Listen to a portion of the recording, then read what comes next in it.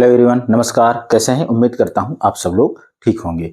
तो आज का हमारा टॉपिक है राशियों की तुलना। क्या है? राशियों की तुलना।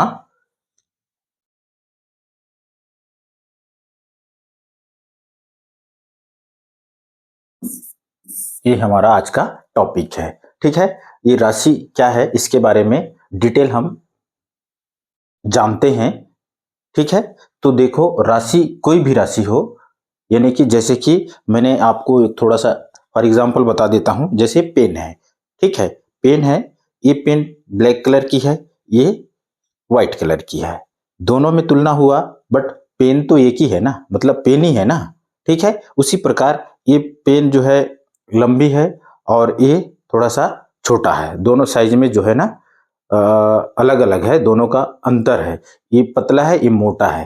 तो ये कुल मिलाकर ये जो राशि है, ये दोनों के बीच में जो अंतर दिखाई दे रहा है, यही है राशियों की तुलना। ठीक है, उसी प्रकार अगर हम देखेंगे तो क्लास में अगर दर संख्या देखते हैं तो लड़कियों की संख्या कम, लड़कों की संख्या ज्यादा, किसी का हाइट कम, किसी का वेट कम। तो इस तरह से मतलब हम अगर देखते हैं तो राशियों में तुलना होता है। और दूसरा तीसरा है कि अगर आपके पास कोई पैसा है, रकम है, तो वो भी अंतर है। किसी के पास ज्यादा है, किसी के पास कम है। ठीक है, तो इस तरह का जो राशि है, ये सारे चीज क्या है, इस राशियों की तुलना के अंतर्गत आता है। तो देखते हैं इसके कुछ इंपॉर्टेंट पॉइंट। जैसे किन्हीं दो राशियों की तुलना अगर हम करते हैं तो क्या होगा जी? अनुपात तथा प्रतिशत का उपयोग किया जाता है। अगर कोई भी राशि हो, अगर हमको उसको तुलना करना है तो उसको या तो अनुपात की दृष्टि से हम अनुपात तथा प्रतिशत के उपयोग करके हम इसका क्या करते हैं, तुलना करते हैं।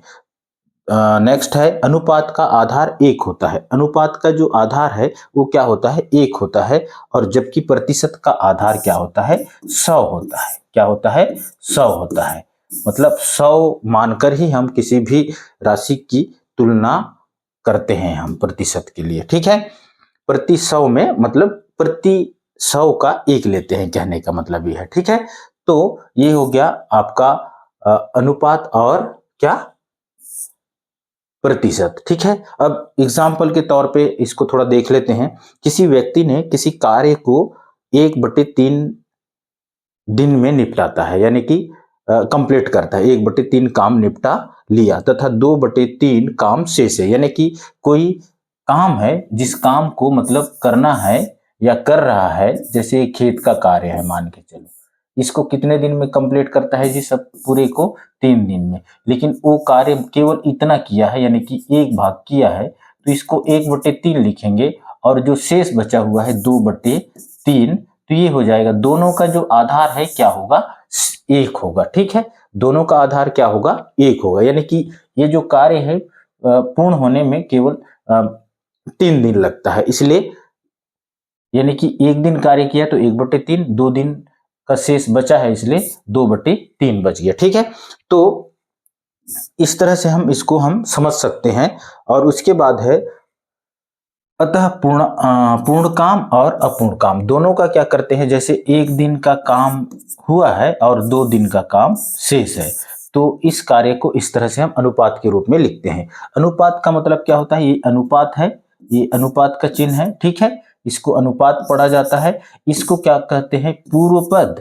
और ये है दूसरा वाला उत्तर पद, इसको उत्तर पद कहा जाता है। ठीक है, उसके बाद नेक्स्ट एग्जाम्पल देखते हैं। किसी कक्षा में 40% विद्यार्थी छात्राएं हैं, यानी कि छात्राएं मीन्स लड़कियां हैं। क्या है? लड़कियां। और 60% छात्र मीन्स लड़के हैं। अर्थात 100 में से 40 क्या है? छात्राएं हैं, लड़कियां हैं। और क्या है? इसका आधार हम क्या मान लेते हैं? प्रतिशत में है, इसलिए इसका आधार हम क्या कर लेते हैं? ये लड़के, यानी कि लड़कियां और ये लड़के, छात्र। ठीक है, यहां पर क्या बोला है? 60% क्या है? लड़कियां हैं।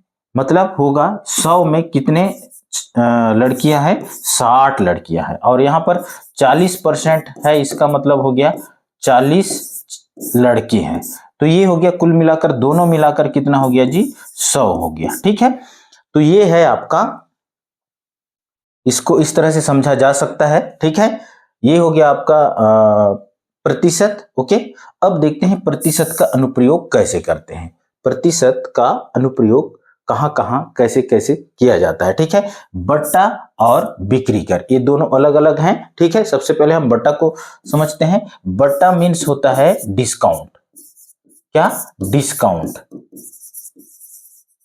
काउंट, या इसको हम छूट भी कह सकते हैं। क्या कहते हैं, छूट भी कह सकते हैं इसको, क्या, छूट। ठीक है, छूट यानी कि जो ऑफर के तहत बोला जाता है, यानी कि इसका जो रेट 50 रुपए है, तो इसका आज के डेट में अगर कोई लेता है तो 50% डिस्काउंट यानी कि 25 रुपए है। ठीक है, तो ये है इसका छूट या बट्टा। ठीक है, कुछ दुकानदार क्या है, कुछ वस्तुओं को सेल आउट करने के लिए, या पुरानी जो वस्तुएं हैं उसको भी सेल आउट करने के लिए जो अंकित मूल्य होता है, जैसे कि ये पेन है, इस पेन का मूल्य 50 रुपए है, तो दुकानदार क्या करता है, इसको बेचने के लिए इसमें कुछ जो अंकित मूल्य है उसमें कुछ कमी कर देता है, जैसे कि इसको 40 रुपए में बेच रहा है। ठीक है, 50 रुपए का पेन को 40 रुपए में बेच रहा है, यानी कि इससे क्या होता है, ग्राहक को 10 रुपए का क्या हो जाएगा, फायदा होगा। तो यही जो है क्या है, छूट है। ठीक है, यानी कि कुछ छूट देते हैं जिससे वस्तु का विक्रय मूल्य और अंकित मूल्य से कुछ कम हो जाता है। अंकित जो मूल्य है उससे थोड़ा सा कम हो गया, यानी कि 10 रुपए कम हो गया। यह छूट ही क्या कहलाता है, बट्टा कहलाता है। ये जो छूट है उसी को क्या कहते हैं, बट्टा कहते हैं। ठीक है, उसके बाद नेक्स्ट पॉइंट है, बट्टा हमेशा अंकित मूल्य पर ही ज्ञात किया जाता है। बट्टा यानी कि छूट जो है अंकित मूल्य पर ही क्या करते हैं, ज्ञात किया जाता है। ओके, अब देखते हैं इसके कुछ फार्मूले हैं। ठीक है, और इसको क्या करते हैं जी, बट्टे की दर प्रतिशत में ज्ञात की जाती है। अक्सर जो है बट्टे की जो दर होता है उसको कितना प्रतिशत डिस्काउंट दिया, कहने का मतलब ये है। ठीक है, कितना परसेंट डिस्काउंट मिला आपको, या डिस्काउंट दिया जा रहा है, जैसे 50% बोलने से ये 50 रुपए का पेन 25 रुपए में आएगा। ठीक है, ठीक है, अब इसका कुछ इंपॉर्टेंट फार्मूला है, ये आईएमपी फार्मूला है। ये फार्मूला आप अगर आज देखते हैं या समझते हैं तो आपको जिंदगी भर काम आने वाला है। ठीक है, कहीं, क्योंकि आप जब तक इस दुनिया में हैं तब तक आपको इसकी जरूरत होगी, क्योंकि आप मार्केट पे डिपेंड हैं। ठीक है, तो देखते हैं बट्टा मतलब क्या हो गया। ठीक है, बट्टा प्रतिशत का फार्मूला है बट्टा या छूट गुणित 100 बटे अंकित मूल्य, या इसको इस तरह भी पढ़ा जा सकता है, बट्टा बराबर बट्टा या छूट बटे अंकित मूल्य गुणित 100। ये इसका फार्मूला है। एक फार्मूला याद करो, पूरे फार्मूला ऑटोमेटिक याद हो जाएगा। ठीक है, अब देखो बट्टा या छूट बराबर क्या होता है, बट्टा या छूट बराबर होता है अंकित मूल्य इधर चला जाएगा, बट्टा के साथ गुणा करेगा, ये बट्टा के साथ गुणा किया, और इस 100 इसको गुणा कर रहा है, इधर आकर भाग करेगा, यानी कि एक फार्मूला से सारे फार्मूले बनेंगे। ठीक है, उसी प्रकार तीसरा है विक्रय मूल्य बराबर क्या होता है जी, अंकित मूल्य।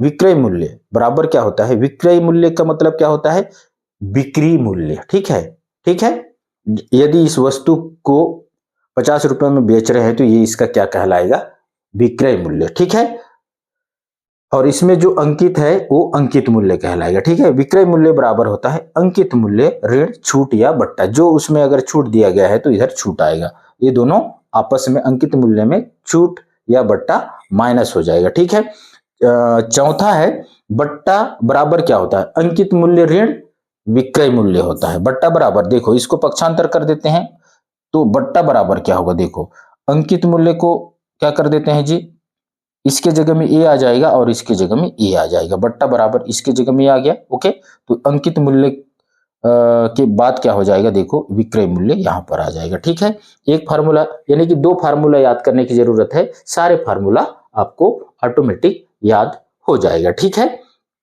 उसके बाद हम देखते हैं बिक्री कर। ये बिक्री कर क्या है, दुकानदार क्या करता है जी, कोई भी वस्तु को बेचता है। ठीक है, तो बेचने के बाद क्या होता है, यदि हम खासकर जितने भी गवर्नमेंट के कुछ टेंडर्स होते हैं या कुछ भी होता है तो उसमें बिल लगाना है तो जीएसटी बिल लगाते हैं। तो जीएसटी मतलब जो टैक्स है, कहने का मतलब जीएसटी क्या है, टैक्स है। ये जो टैक्स है कहाँ जाती है, सरकार के पास जाती है, गवर्नमेंट के पास। तो कोई दुकानदार बिल बनाने के पश्चात कुछ अतिरिक्त राशि ग्राहक से वसूलता है। कोई भी सामान जैसे हम खरीदते हैं तो जब बिल बना के देता है तो उसमें अतिरिक्त टैक्स लगाता है, ठीक है। उसमें कुछ अतिरिक्त राशि जो है ग्राहक से डिमांड करता है।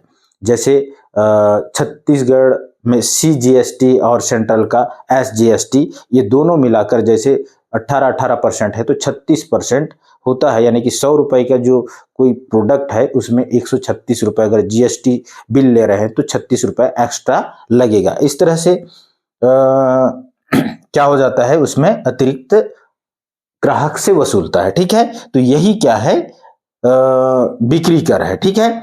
किसी वस्तु के विक्रय मूल्य पर सरकार द्वारा लिए जाने वाले कर को बिक्री कर कहते हैं। यदि किसी वस्तु पर कोई दुकानदार छूट देता है तो उस छूट राशि पर ही उसको क्या करना पड़ेगा, उसका बिल देना पड़ेगा उसको, कहने का मतलब यह है, ठीक है। उसके हिसाब से जो छूट है वो उसको मिलेगा, ठीक है। तो ये हो गया राशियों की तुलना के से संबंधित कुछ बेसिक नॉलेज। वीडियो कैसे लगा, वीडियो अच्छा लगे तो वीडियो को लाइक कर देना और शेयर कर देना। चैनल में नए हैं तो चैनल को सब्सक्राइब कर बेल आइकन को जरूर प्रेस कर देना। धन्यवाद। जय हिंद, जय छत्तीसगढ़।